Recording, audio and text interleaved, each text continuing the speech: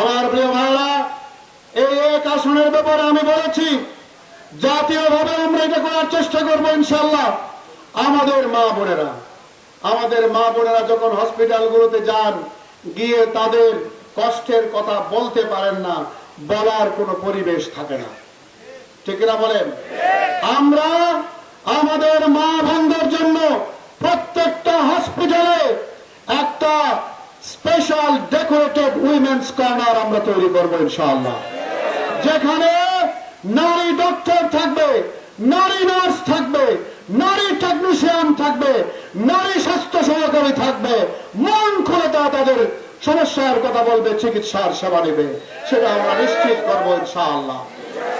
এবং নারীদের শিক্ষার যে অধিকার যতটুকু আছে, এটাকে আরো বেশি সম্প্রসারিত করা হবে। ইতিমধ্যে আমাদের আমিরে জামাত ঘোষণা দিয়েছেন, নারীদের শিক্ষাকে আমরা অবৈতনিক করে দেব ইনশাআল্লাহ। আমার প্রিয় ভাইরা, এই আগামীর বাংলাদেশ যারা নেতৃত্ব দিবে, জনগণ ভালোবেসে তাদেরকে গ্রহণ করবে। আমার আমিরে জামাত বলেছেন, আমরা ঘোষণা করছি, যদি আল্লাহ পাক রব্বুল আলামিন রহম করেন, আপনারা সিদ্ধান্ত দেন, ভোট দেন, আমরা নির্বাচিত হলে আমরা সেই প্রতীকী দামে প্লট আর ফ্ল্যাট নেওয়ার যে অপসংস্কৃতি, আমরা সেটা নেব না ইনশাআল্লাহ। শুল্ক ট্যাক্স ফ্রি গাড়ির নামে হাজার হাজার কোটি টাকা খরচ করা হয়, সুবিধা দেওয়া হয়, আমরা সেই শুল্ক ট্যাক্স ফ্রি গাড়িও আমরা নেব না। আমরা যেভাবে চলছি, মাটিও মানুষের সাথে যেভাবে আমরা চলছি, সেভাবেই আমরা চলার চেষ্টা করব ইনশাআল্লাহ। আমার প্রিয় ভাইরা, আপনারা দোয়া করবেন।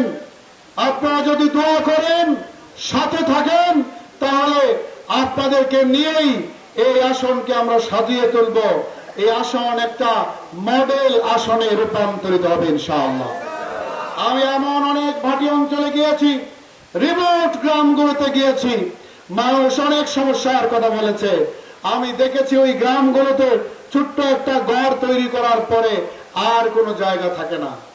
আমার প্রিয় ভাইরা, এই জন্য অনেকগুলো এলাকাতে আমাদের ড্রেজিং দরকার, মাটি ভরাটের দরকার, গ্রামগুলোকে নিরাপদ করার জন্য গার্ডওয়াল দেওয়া দরকার। এই প্রজেক্টগুলো না নিলে এই রিমোট এলাকার হাওয়ার পারের ছোট ছোট গ্রামগুলো বিচ্ছিন্ন অবস্থায় নিজেদের অস্তিত্ব তারা রক্ষা করতে পারবে না। আমার প্রিয় ভাইরা, আমি এমন অনেক গ্রামে গিয়েছি, আমার লোকেরা আমাকে বলেছে যে আপনি এসেছেন, অনেক নির্বাচিত প্রতিনিধি যারা অথবা যারা ভোটে দাঁড়িয়েছিল পাশ করতে পারে নাই, এরকম কেউই জীবনে এই গ্রামে আসে নাই, আপনি তো এসেছেন আমাদেরকে দেখাচ্ছেন।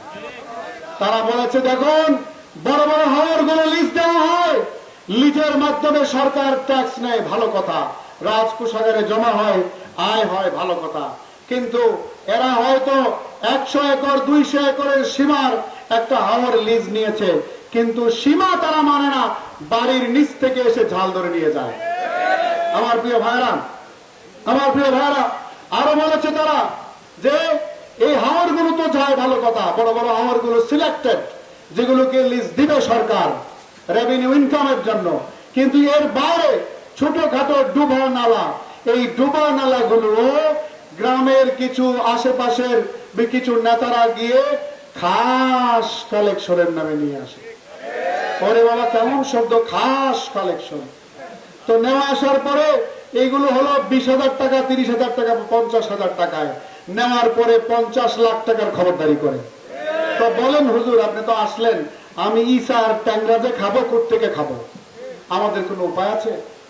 আমি এগুলো শোনার পরে পরবর্তীতে একটা বৈঠকে আমি ডিসি মহোদয়কে বলেছি, জনাব, আপনি তো এই জেলার অভিভাবক, সরকার আপনাকে পাবলিক অ্যাডমিনিস্ট্রেশনের আপনার একদম জেলার নাম্বার 1 কি পয়েন্টে বসিয়েছে, আপনার কাছে আমি খবরগুলো দিলাম, জনগণ অতিষ্ঠ, কোনটা আপনি লিজে দিবেন আর কোনটা খাস কালেকশনের নামে দিবেন না, সেটা আপনাকে নির্ধারণ করতে হবে।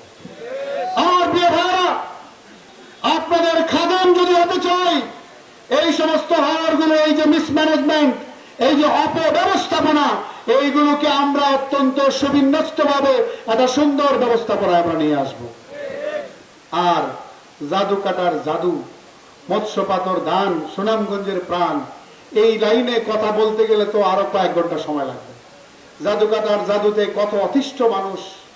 আপনার যেখানে আপনার 9 টাকার কথা শুনলাম, 9 টাকা থেকে কি 15 টাকায় যাবে, সেটা এখন 20-22 টাকা, আরো এই টুল সেই টুল মিলে 25 টাকা পর্যন্ত চলে যায়। আমার প্রিয় ভাইরা, যত বেশি এই ধরনের চাঁদাবাজি হবে, বালুর দাম বেশি হবে, পণ্য সরবরাহের এই যে পরিবহনের দাম বেশি হবে, তত বেশি জেনারেল কনজিউমারের উপরে চাপ বাড়বে। জেনারেল কনজিউমার মানে আমাদের মতো সাধারণ ক্রেতা যারা, আমাদের উপরে চাপ বাড়বে। আমরা অতিষ্ঠ হব, তাহলে আমরা কেমনে চলবো ভাই? আমাকে ফোন দেওয়া হয়েছে কয়েকদিন, এই নদীর মাথায় নৌকা আটকেছে। আমি সাহেব, আপনি একটু জামালগঞ্জের থানায় বলেন। আমি ওসি সাহেবকে বললাম যে ভাই, এই এই এই নৌকার নাম হলো এই, মাঝির নাম হলো এই, নাম্বার হলো এত, আপনি একটু খোঁজ নিয়ে দয়া করে জানান কারা এখানে 5,000 টাকা চায়। আমি আর কথা বাড়াচ্ছি না আমার প্রিয় ভাইরা।